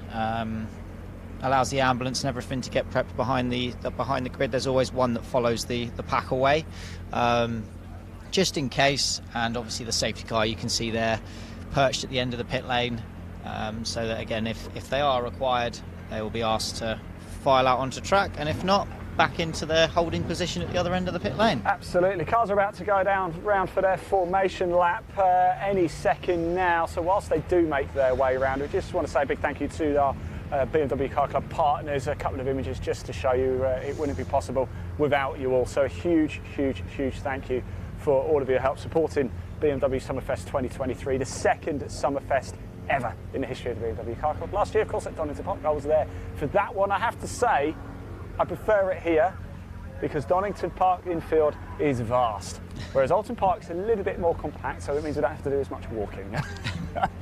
Yeah, you've got to save your legs, haven't you? Especially if, like me, you did leg day a couple of days ago and you're starting to feel it now. But yeah, no, Alton's always a lovely place to be to. Like I say, it's a wonderful track, as Donington is as well. And yeah, lovely, and been very lucky with the weather. So it's been a great event all round, I think, so far. Yes, it certainly has. As we said, after this as well, after the race, we're going to chat to the drivers in Parc Fermé. Then we're going to go to a short break. When we come back, we're going to be with Will Beaumont back in the infield, catching up with the top 3 cars of Summerfest 2023. We're going to see who is chosen and hear from the owners of those cars as well. What a treat we have had. We heard from some of the trade stalls earlier this morning, didn't we, Charles? We've heard from a lot of the owners. We've had you as our special guest. We've had Helen Stanley. We've had Lara all the way from Munich, who's in charge of BMW Car Clubs all over the world. Can you believe that? We spoke to a young man whose first car is a BMW. He's 17 years old. He did let slip that he's driven over 1,000 miles in it before he even got his licence. So I'm sure it was on private roads. Or on provisional with somebody in the passenger seat, I'm sure. Somebody with a full licence in the passenger seat. Yeah. I'm sure that was the case. I'm sure. There you go. Say no more. Yeah. But what an array of cars we've got in the infield today. It's a real party atmosphere at Oulton Park. The sun is shining. It is glorious. The sun always shines when Summerfest comes to town. It was baking hot last year. Now the cars are just making their way around for their formation at Brown Oulton Park International Circuit here. And it is quite a tight circuit at Oulton Park, isn't it? But there's lots of opportunities to overtake. There is a lot of opportunities to overtake. Obviously, heading towards the first corner now, you can see them running down into Old Hill Corner. And then that's obviously one of the big main overtaking places round here. And then they'll head down the hill towards Cascades. That's the next probably big overtaking place. And in the dry after that will be Shell Oil's Corner, which is the hairpin all the way out the far end, the other side of the lake. Probably be quite nice to spend a day on there today. And then the next obviously would be the chicane after that, and then after coming over to Crest Hill High Tops, which is the chicane after that as well. And then the last 2 overtaking places as you come around here is Druids, which is a very quick corner, but it can be done. And then Lodge Corner, which you are looking at right now.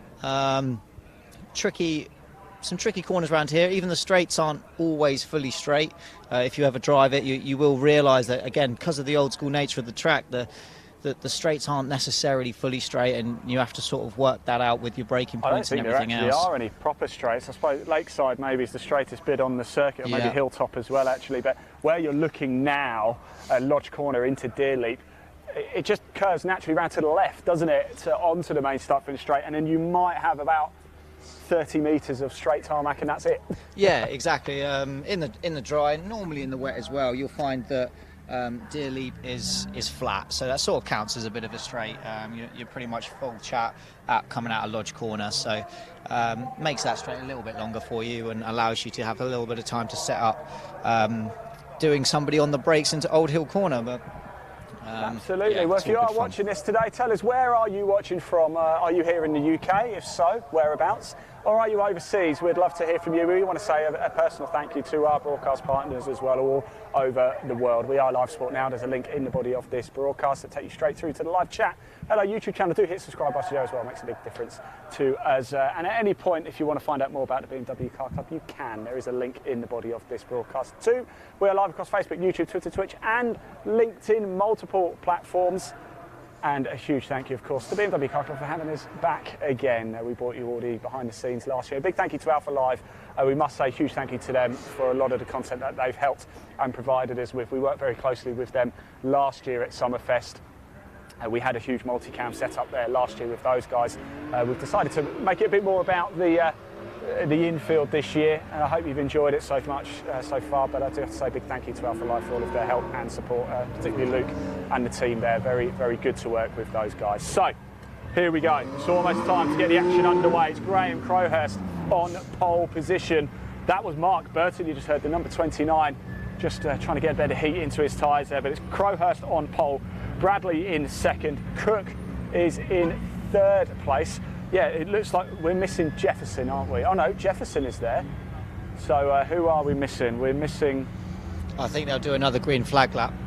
Has somebody lined up in the wrong place? Yeah, I think they're going to have lined to. Up in the wrong place, I think. I think they're going to run a second green flag lap unless he can sort themselves out, which they sit. Well, he's so far out of grid position now. That'll probably be a penalty for him, sadly, even though he's in line with the grid position. If you're not within those white markings, which he seems to be most of a car out of. Yeah, he's well out of that, isn't he? We've seen it in Formula One, how tight it is. So it looks like we're just going to get things underway. Red lights are on. Here we go. Race one for the BMW Car Club here at Alton Park. He's got to go. And it looks like it's a great start. He's going to try and squeeze through the middle, but it's almost been done. And I think it's Bradley who's going to lead. Not Bradley into the first corner. Does take the lead. I think Crowhurst holds on to second place. But it looked like a very lively start from Paul Cook, but the door was just shut. A moment later, and it could have been quite nasty, Charles. Yeah, it could have been, especially with the wall here on here at Alton Park, and a few drivers there not making the best of starts, really sort of bunching everybody together. But they, as you said, they all got away cleanly, and that is the main thing. We haven't had anyone's car ruined already, or any parts being needed to be imported from Germany.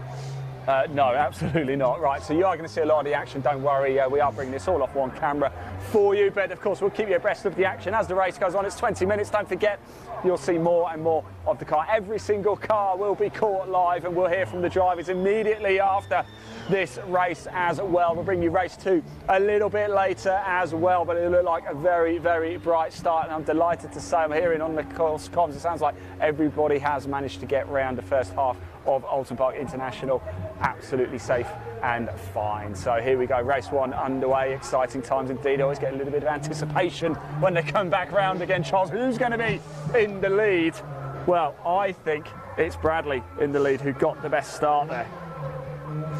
Well, yeah, he might have had the best start, but as we've said, there are a fair few places around here that you can overtake. So it's just interesting to know whether someone has actually managed to pull that off, or whether he's managed to pull himself a nice little gap out front. Yeah, well, we're going to find out very shortly, aren't we? Of course, Graham Crowhurst and Niall Bradley, Paul Cook, all in that BM1 class. Mark Burton is in the BM2 class. Here comes the cars. Oh, we've got safety car. Safety car is out. Crowhurst leads. It is Crowhurst who leads, but the safety car is out. I think it's just yellows at the moment, Ian. I'm not sure if it's... Oh, no, safety car's out. Safety car board is out. Which sadly means that probably for one of them, they didn't quite get around safely on that first lap. But the safety car now will just go out, bunch the pack up, allow everybody to sort of concertina together to give the marshals the most amount of time to work on whatever the incident is, fixing barriers, getting the car out of the way. I think it's recovering. Lee Piercy, Charles, sorry to interrupt you there, but I think it's Lee Piercy, the man who started second, I think, in the BM2 class. We spoke to actually Lee, didn't we, on the during our grid walk, sorry, and it looks like he's the only car not to come back round. So Lee Piercy in the number 1, unfortunately in the BM2 class. Looks like he's out of this race. Safety car is out. Let's just hope he's okay. We'll try and listen into the circuit comms as well, but safety car here. Yeah, safety car. So, as I said, they'll bunch them all up, allow the marshals the most amount of time to get everything sorted out the way, get everything back safe again, so we can go racing as soon as possible. Well, that must mean Graham Crowhurst at some point then got back past Niall Bradley, because Bradley definitely had the lead into turn 1, didn't he? He said he does often get off to a bit of a slow start, does Crowhurst, but he didn't drop down to 4th this time. Managed to hold on to second. Well, I say hold on, so he started first. He dropped back to second, but didn't drop too far back, and has managed to get back past Niall Bradley on this. Paul Cook is 3rd, Burton is 4th, Jefferson is 5th, but we think Jefferson might have a penalty at some point. Not confirmed, but he didn't start from his allocated box, did he? So Jefferson in 5th, Colmer in 6th, Singleton in 7th, Everard is 8th. Schweikart is 9th, Morris is 10th, Blakely is 11th, Jackson's 12th, White 13th, Thomas 14th, McMillan is 15th, Stuart Pywell 16th, Lake 17th, Andrew Pywell's 18th, and Sean Foley, who we spoke to on the grid walk as well, is 19th, Neville's 20th, Sokovic is 21st, and as we said, no Lee Piercy yet. Looks like he's stopped out on circuit, and let's just hope everything's okay. Safety car is out. It tends to be, wasn't it? If it's particularly serious, it's normally a red flag. So I think we could take that probably as a good sign that it's just a yellow safety car. Yeah, exactly that, Ian. And you know, it's probably come at a decent-ish time for the drivers, in the sense that first lap, you know, nothing's completely up to temperature yet anyway. So it's almost like when we get to the restart, things will, you know, tyres will still be a little bit colder than they would be obviously if they were running as they should be right now. But yeah, it just sort of means that there's not that extra added heat cycle going through the tyres or anything, and yeah, they'll just be there warming their tyres up, trying to stay cool, especially on a hot day like today. I don't know how many of those cars have aircon venting and things like that in them, but I don't think many of them do, so it's more of a hole in a window kind of deal. But yeah, they'll just be out there managing everything that they can manage, and making sure that they're keeping an eye on when that safety car light goes out, when the leader takes over the pace, so that they don't get caught napping at the restart. Yeah, I can see the cars just coming down now. They're about to come to Lodge Corner, the final corner, well, sort of final right-hander, then they dip down into Deer Leap, then they'll come into our site. There they are behind the safety car, going extraordinarily slow. Thank you, they're actually at Lodge Corner there, and they're about to go around that now. It does feel like they're going very slow though, doesn't it? Yeah, they do look to be going particularly slowly, but again, it's race control has all the information, and they will be the ones dictating the pace inside that safety car. You know, sometimes the safety car is told to slow down, sometimes they're told to speed up. It depends on the cars they're running, depends on what the incident is. You know, the safety car might be going slower than the drivers would probably want. There's not a lot of opportunity for them to keep heating things and keep cooling in other things at this sort of pace. But well, you can only assume it is a safety measure, of course. Yeah, well also I could probably run faster than that safety car, but you know, safety is the priority, and if that's the speed they've got to go, then that's the speed they'll go. And it's not just that; it's giving the drivers the maximum amount of track time. You know, the safety car sets the pace, so that, I mean, if the safety car goes that a little bit quicker, sometimes it means you have to do an extra lap under it. Where if he slowed himself down, he's giving the marshals even more time to clear the accident out of the way. 2 laps under safety car is going to be a lot better than 3 or 4. So, well, just a reminder though, of course, the clock carries on ticking, so the clock has not stopped. It's a 20-minute race. We're 6 minutes into this race now, so yeah, they want to get going soon. 14 minutes left to go. Let's just hope it's Lee Pearcey, unfortunately, out of this race. We didn't see what happened, but let's just hope that he's okay. He's a top bloke as well, Lee, isn't he? We had a chat with him on the grid walk. He looked pretty cool, calm, enjoying the day, because it is unusual at club level, isn't it, to have a grid walk like that where everybody's just allowed on to walk around and make the drivers feel like superstars. Yeah, exactly.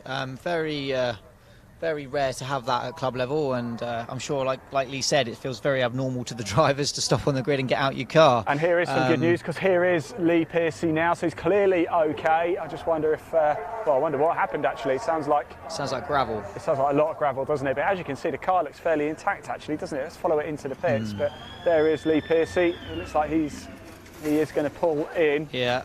He's decided to bring half a beach with him. He's gone off on a gravel trap, hasn't he, and beached it somewhere, and they've had to pull him out. So there's a high chance we should be going racing at the end of this lap. But unfortunately for Lee Pearcey, race 1 has come to a close. Fortunately, though, he's absolutely fine, as we've just seen. So that's some good news, and hopefully we can get racing again very shortly. Yeah, there's only a few places around the circuit that actually has gravel. So of those few places, he could have potentially gone off. Well, it certainly wasn't at Lodge. It wasn't at Lodge, corner, no. I would have seen that. They do have some around Cascades. They do have some Shell Oil's corner, the hairpin over the back. At Islands Bend, isn't it? And that's a fast-paced corner, that little left-hander. Yeah, and some at Knickerbrook, and obviously a touch of it on the outskirts of Druids. But the main thing is he's okay, and I think the safety car light will go out this lap. I think so. They're weaving, and I think Graham Crowhurst is backing everybody up a bit. He has. So safety cars coming around now. Lights are off. We are about to go green here. We're about to get things back underway for the BMW Car Club Summerfest 2023 race 1 here live at Oulton Park. It's Graham Crowhurst who's going to lead them away. Bradley in second, Cook in third, Burton in fourth, the leader in class 2. And here we go. Graham Crowhurst has put the hammer down, and it's go, go, go again at Oulton Park. And already it looks like it's caught Noel Bradley down in the middle there. Managed to open up a little bit of a lead. He'll be delighted with that restart, Carl. Yeah, he's going to be absolutely delighted, as you said, with that restart. He went a lot earlier than I think the guys were probably expecting. You know, there's not an overly long start-finish straight here, so you don't necessarily want to crawl them all the way to the finish line and negate the tow. Going early, as Graham did, I think has worked quite well for him there. Yeah, it certainly has. So Crowhurst leads the way. Bradley, Cook, Burton, Jefferson, Coleman, Singleton, Everard, Schweikart, Morris, Blakely, Jackson, White, Thomas, McMillan, Stuart Pywell, Lake, then Andrew Pywell, Foley, Neville, Tukovic. There are your 21 runners and riders here for the BMW Car Club Race 1 live at Alton Park. Get your comments coming in. Tell us, where are you watching from this glorious Saturday afternoon? We're in Cheshire, not a million miles away from Crewe, not a million miles away from Wrexham. Yeah, not a million miles away from Manchester either. Not a million miles away from, quite convenient for the M6. So if you've ever been up here, tell us, what did you come and watch? We want to hear from you. Get in touch with us. Live chat is open at Live Sport Now on YouTube, or we're live across the BMW Car Club Twitter page, their Facebook page, along with our broadcast partners as well. So make sure you hit subscribe if you're watching at YouTube. We're also live at My Supercar on YouTube as well. We don't often use that channel anymore, but there you go. If you like that one, you can hit subscribe to that one too. But Live Sport Now is the main one for your motorsport and sport action. If you like your golf as well, we've got a bit of live golf coming up on Monday as well for you. Right, cars coming back round again now. I thought I saw somebody going a little bit slow, and what has happened to Graham Crowhurst? He's dropped down to third place, it looks like. So Bradley leads. So it's Niall Bradley who leads. Crowhurst has had a bit of a bad lap this time, and he's got himself into second. So Bradley leads from Paul Cook, Graham Crowhurst in third. Now this battle here between Jefferson and Burton. Burton's leading Class 2, Jefferson's in the BMW X Class. Colmer comes over the line as well. Do I see a bit of something being kicked up at turn 1? I thought I did, but the green flags have been waved, so whatever it was has clearly been cleared now. So Bradley leads. Noel Bradley in the lead from Paul Cook in second. Graham Crowhurst, the man who started in pole position, led behind the safety car. Has now dropped down to third place. He's had a bit of a bad lap there. We are 11 minutes into this race. Mark Burton is in fourth. Jefferson is fifth. Colmer is sixth. Everard is seventh. Singleton is in eighth. Schweikart is in ninth. Then we've got Morris, Blakely, Jackson, Philip White, McMillan, Stuart Pywell, Thomas, William Lake, Andrew Pywell, Foley, Neville, and we're still waiting for Sukovic. Here he is. I think he span coming out of Lodge. And he span, yes. Just trying to get a little bit of momentum going again. Nicholas Sukovic there in the BMW 4 class, the 21st. And I'd like to say last, but he is the last of the runners, 21st. Unfortunately, we lost Lee Piercy on lap 1 from this race. So there you go. What happened to Graham Crowhurst on that lap? I do wish we had another camera over there, but due to signal issues and quite simply the fact that it costs a fortune, we're going to do it all off one camera for you. So Bradley leads from Cook, Crowhurst, Burton, Jefferson, Colmer, Everard, Singleton, Schweikart and Morris. They are your top 10 here. If you're wondering, Bradley's in the BMW 46 M3, as is Cook and Crowhurst, and they're coming back around already, so the action is going to continue thick and fast. It's as you were, though. Bradley leads from Cook, from Crowhurst. They are your top 3 in their E46 M3s. And what a noise they make. Now, Jefferson has got past Mark Burton. Burton still leads the Class 2, though. David Jefferson is in the BMX class. Yeah, big oversteer moment on the exit of Lodge for him, but managed to keep it together and hasn't lost the position, so that's the main thing. Yeah, James Everard running. He's got a little bit lonely at the minute. Overtake going around through Lodge corner now. I thought they might go a little bit wide there, but they managed to keep it clean. Over they come. That's Chris Blakely and David Morris there going toe-to-toe. That's to be in the top 10, and it's Blakely who did get past Morris. So Blakely moves into the top 10. Morris drops down to 11th. Blakely's BMW 46 330 CI. Morrison is 325 Ti. I think Foley is starting to pick the pace up and get that confidence he was talking about inside his car. He seems to be coming along much better every single lap. You see him breaking away from those behind him and closing the gap onto those in front of him. Yeah, he did say he's going to get more and more confident as the afternoon wears on. They've got another race coming up a little bit later. Lights out about 4 o'clock for that one. It might even be a little bit earlier, I reckon, just because we are a little bit ahead of schedule now, aren't we? Yeah. Fastest lap of the race. Can you believe this? Graham Crowhurst and Niall Bradley have done the exact same time. 1:49.4 dead is the joint fastest lap by the men in first and 3rd place. How's it going to be this time round? Here they come. It's still Bradley leading from Cook. Crowhurst looks like he's closed up a little bit to the back of Paul Cook, but here they come. Your 1, 2, 3 outright on track. And in Class 1 in the E46 M3s, over the line they go. They make an absolute rip-roarer of a sound, don't they? Yeah, and every time they come past, you get the lovely symphony of 3 of them, and then a nice quiet gap before Jefferson there having another lovely big oversteer moment on the exit. Well, I'll tell you, that was one for the camera, wasn't it, Jefferson there? A bit of power slide coming out at Lodge Corner. He's got Mark Burton, though, for company. He got past Burton on the last lap, but I think Burton might fancy the place back. Burton, of course, leading Class 2. Jefferson in his E36 M3, sort of in a class of his own, really. In the, well, actually, not really. In the X, I assume that's the invitational class, because Everard's in that one as well, running in 6th place.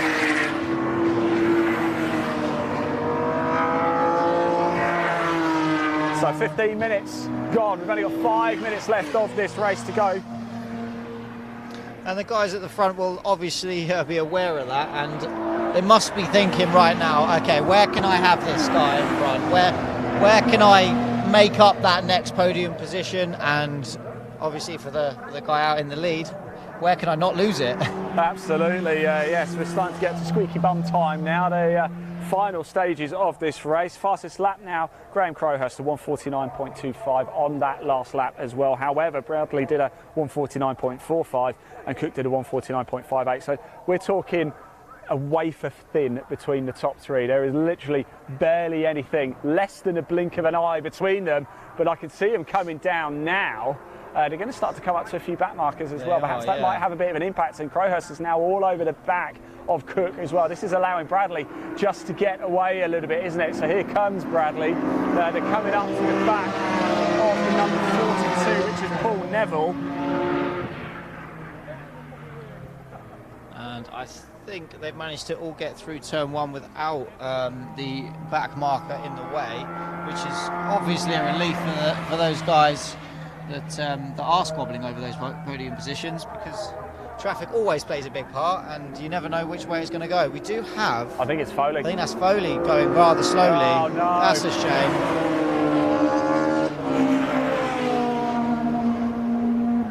It is. It's Sean Foley. Oh, what a shame that is. We had a good long chat with him on the grid. In fact, about 2 of the 4 drivers we spoke to, Charles, have retired now. Yeah, so I was thinking that maybe we had a little bit of commentator's curse or something. We'll just stay away from them for race 2, I think. Oh, sorry to see that, guys. But Bradley Jalida, Cook in 2nd, Crowhurst in 3rd, but all over the back of Cook. Jefferson in 4th, Burton's 5th, Everard is 6th, Colmer is 7th, Singleton is 8th, Schweighart is 9th, Blakely is 10th. Then we've got Morris in 11th, Jackson is 12th, White is 13th, McMillan 14th, Stuart Pyball's 15th, Gareth Thomas 16th, William Lake 17th, Andrew Pyball's 18th, Paul Neville's 19th, Jacobic's 20th, and we've lost Foley and Piercy from this race. So, oh my word, what a shame. That is all getting a bit out of sorts there around Lodge Corner, but managing to keep it in. The beautiful, the Athena looking BMW there. That's number 17, that's Andrew Pywell coming through in his E36 318. And you blink and the leaders around on us again. What are we must be, this might even be about to start the last lap of the race. Does the last lap board go out? Yes, it does. So here we go, last lap of the race now. And really, in Class 1, it's all about whether Crowhurst can get past Paul Cook. It does look like if Bradley can keep it on track, he's going to have done enough.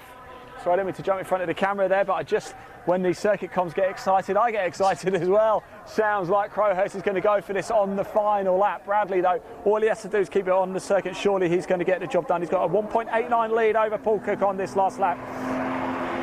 Yeah, it will be interesting to talk to Graham after the race, or maybe before the next one, and just see what cost him those 2 positions after the restart. Just a bit of action going on track. It looks like Burton actually got back past Jefferson.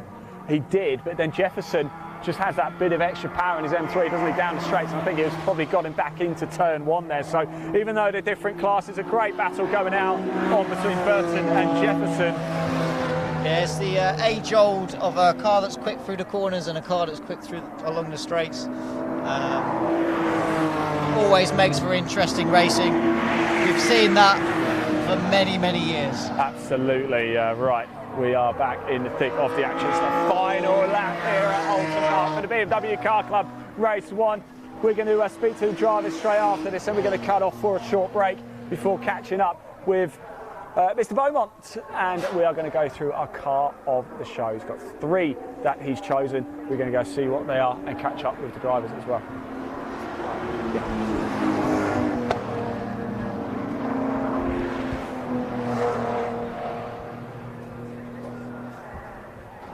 So as you're watching the guys come around the final corner there, I do believe this is the leaders. He has done it. Crowhurst on the last lap manages to get back past Paul Cook and manages to finish in second place. Although it's Niall Bradley, your winner here. What a great race, what a win for him. And I think James Winstanley's actually going to bring him straight down here actually for us if he can, the winners. So that would be quite useful if he can. We'll see what he's going to do so we can get him around pretty quick. But congratulations, Niall Bradley is your outright winner. They sort of had control, didn't he, early on in the race. I'm just going to see what they're going to do with the drivers and where they're going to put them. But here's Bradley wins. Crowhurst in second, started on pole, Cook's home in second. Oh, big news as well. Everard's got past Jefferson, and they're in the, I think, the invitation class. So how good is that? So Everard gets past Jefferson there to sneak 5th place, but first in his class. So well done to James Everard. Jefferson in 6th. Burton, by the way, in 4th place on track, but wins Class 2. So then Everard in 5th, Jefferson in 6th, Colmer in 7th, Singleton in 8th, ahead of Schweihart and Blakely. They're all in BM6 class. I'm not overly familiar with the classes, I must be honest here. Then David Morrison 11th, Sean Jackson 12th, Philip White is 13th, Carl McMillan is 14th, Stuart Pywell is 15th, Gareth Thomas is 16th, William Lake 17th, Andrew Pywell 18th, Paul Neville 19th, Nicholas Sokovic 20th, and tragically we lost Sean Foley and Lee Pearcey from this race. Oh, sorry, Charles, I literally just cut that off, didn't I, for you? Just want to check to see if there has been any update on whether Jefferson got a penalty for being out of his grid box. It might tell me on the timings, it may only tell me after the fact in the PDF. At the moment, I can't see it on there. Well, what we will do, we will definitely tell you after the race. So I'll tell you what we'll do, we will head down. And let's just, I think we might be able to pop the classifications on your screen. I'll just find out if we can. So we'll pop those classifications on screen. We'll make our way down and see if we can grab a word with a couple of the drivers.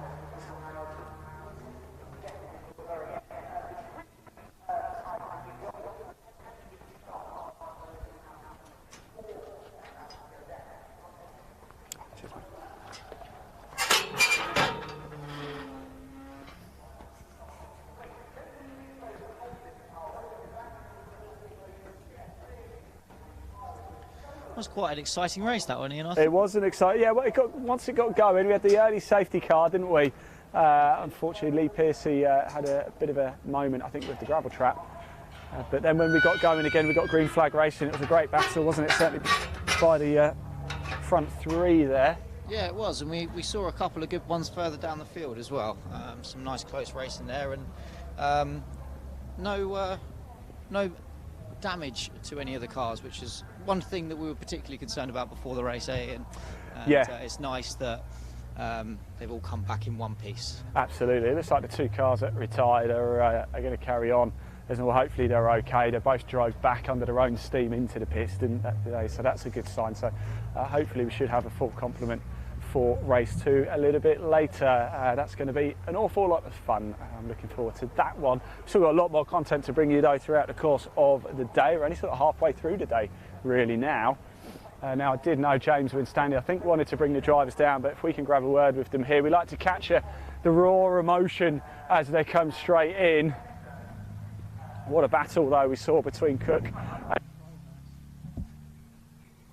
and grab Niall very quickly actually, because he's right here. Niall, let's grab him. Come here, mate.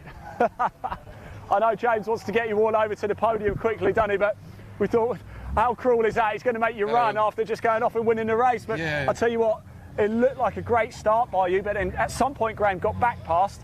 Yeah, I had a bit of a moment into the second chicane. I think there was fluid down, I don't know, maybe it was run out of talent, but turned in, couldn't get it in, and Graham done a lovely run up the inside.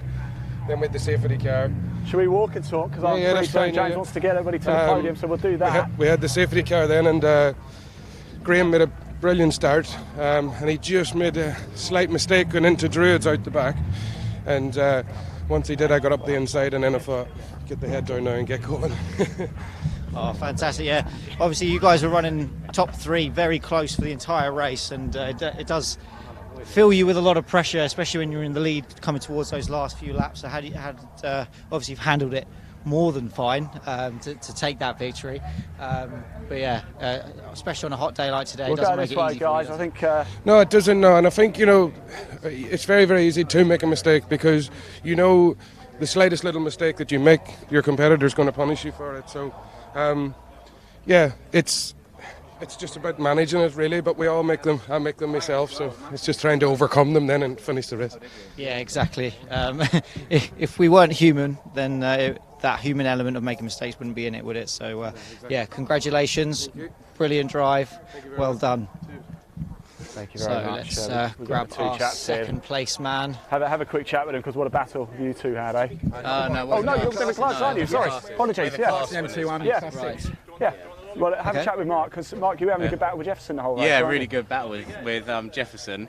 His car was really quick in a straight line, but on the brakes and through the corners, I was so much quicker. So, overall a lap we were similar. I was a bit faster, I think, but he just had me on the straights, and he was getting more and more slidey. And he made a big mistake a couple of times, and I got through. And then I saw the last lap board, and I thought, right, I'm going to defend this.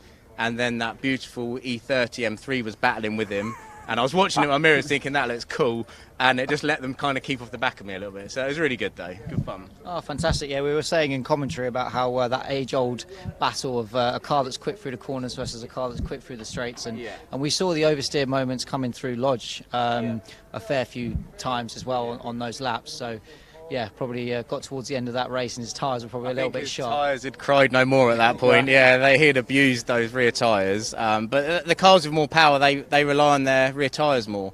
And I think on a day like this, they're just getting a bit hot, which played into my hands, So it was good battle. Like I say, the differences in speeds overall was just, it made it a good race. Yeah. There you go, Mark. I think you're needed on the podium. You had a very smart race there. Well done. Quite a race out there. Huh? Yeah, really good fun, thank you. And for me, I've been racing now 3 years with these guys, and last time out at Brands I managed to get my first third place of the podium. Today, first. First in my racing career ever at the age of 48. How does it feel? It feels absolutely amazing, but to be honest, it's down to Neil and the guys and building the car. I mean, we've just been chipping away at it year by year, a bit more weight, better suspension, better prep, and decent tyres this year, and it's on rails. So I'd give yourself a bit of credit, though. Somebody's got to drive it. Yeah, true. It's a bit like Mark. I had Mark Colmer in the M2 E36 in front of me, and he was off down the straights, but I could get him back under braking, and I couldn't fire my way past him. But it was really good fun, just trying to put him under a bit of pressure to make him use his power down the straights. So yeah, really good fun. Only race 2, Thomas. Yeah, I hope so. Thank you. Yeah, we'll have to go and put some more fuel in it because I got a little bit of fuel surge on the last lap. So if that safety car hadn't been there, I might have been a bit touch and go for fuel. So yeah, we learn. So on to the next one, like you say. Well, look, go enjoy being on step number 1, and hopefully we'll see you later. Congratulations, well done. Thank you. There you go. That's your class winners there. Not your overall top 3. So Noel Bradley, your class 1 winner. Mark Burton, class 2, and that was Thomas Singleton. We just heard from there as well. Well done. How was that out there? Hot. Yeah. Really hard work, to be fair. It was, it was okay at the start of the race, but obviously pushing on, it was getting a lot, as you can hear. I'm out of breath. It's been absolutely ridiculous, to be fair. But really good race. I enjoyed that. Yeah, really good. Fantastic. Yes. Well done. Thank you. Good luck for race 2 as well. Right, we are going to have to go to a short break. When we come back, though, we're going to be with Will Bowman doing our car of the show. Back in the infield, it's going to be an absolute cracker. We will be back here a little bit later, though, for race 2. So don't go too far. Back live in about 45 minutes. See you soon. Thanks for watching.